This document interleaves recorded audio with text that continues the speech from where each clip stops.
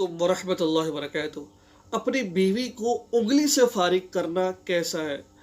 क्या बीवी की शर्मगाह में उंगली डालने से गुस्ल वाजिब होगा या नहीं होगा? ये सवाल काफ़ी दफ़ा मुझसे पूछा गया है क्योंकि शरई मसला है। इस मसले में कोई शर्म वरम नहीं है, क्योंकि मैं इसको आगे आपके सामने बयान करूँगा। देखें, सबसे पहली बात तो ये है कि औरत को उंगली से फारिग करना, इसके बारे में शरन क्या है? शरीयत इसके बारे में कहती है कि ये नामुनासिब। मौका महल के एतबार से इस्लामिक वीडियोस देखने के लिए मौलाना मसूद नक्शबंदी के यूट्यूब चैनल को लाजमी सब्सक्राइब करें और साथ वाली घंटी को लाजमी दबाएं, ताकि हमारी नई आने वाली वीडियोस आप तक बर वक़्त पहुँच सके। आपकी मोहब्बत का बहुत बहुत शुक्रिया। अस्सलाम वालेकुम। मुनासिब हरकत है, नामुनासिब कर सकते लेकिन नामुनासिब है। कैसे नामुनासिब है?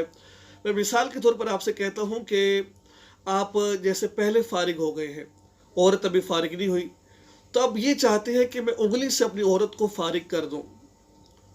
तो अगर आप उंगली से औरत को फारिग करेंगे तो इस सूरत के अंदर मेरे भाई और दोस्तों जो मेरी इस बात को समाअत फरमा रहे हैं कि ये एक औरत की आदत बन जाएगी। जब औरत की आदत बन जाएगी तो उस सूरत के अंदर तो फिर जब तुम नहीं भी होगे तो औरत अपने हाथ से अपने आप को फारिग कर लेगी। तो एक बहुत बड़ा ये गुनाह का खदशा है इसके अंदर। जैसे मर्द है, मर्द यूँ कहे कि मैं हमबिसरी नहीं करता, मुझे हाथ से फारिग कर दो। अब क्या होगा? अब चाहे औरत हो या ना हो, अब उसकी आदत बन गई, वो हाथ से अपने आप को फारिग कर लेगा। बहरहाल ये काम ठीक नहीं है।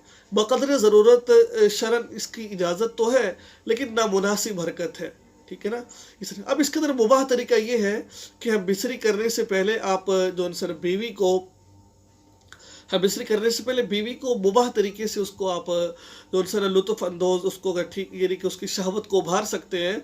फिर उसके बाद जब उसकी शहवत उभरना शुरू हो जाए, उसके बाद आप दुखूल करके अपनी शहवत को पूरा कर सकते हैं। इस सूरत के अंदर उसको भी लुत्फ़ हो जाएगा और आप भी लुत्फ़ अंदोज़ हो जाएंगे। बहरहाल ये ठीक है।